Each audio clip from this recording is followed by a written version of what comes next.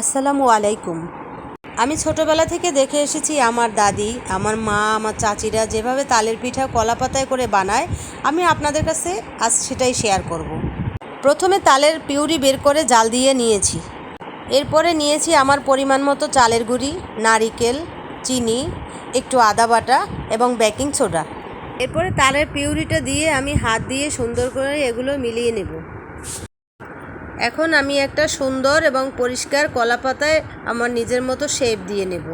তবে আমি একসাথে কয়েকটা করে নিব।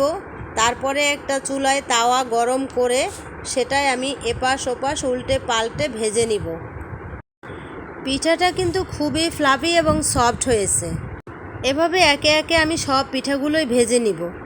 কলা পাতার জীবন পুড়ে হবে ছারখার, আমার পিঠা হবে বারবার। আপনারা দেখতেই পাচ্ছেন যে আমার পিঠাটা কতটা নরম হয়েছে, যে এক টানেই ছিঁড়ে যাচ্ছে। আশা করি রেসিপিটি আপনাদের কাছে ভালোই লেগেছে। আজ এখানেই বিদায় নিচ্ছি। আল্লাহ হাফেজ।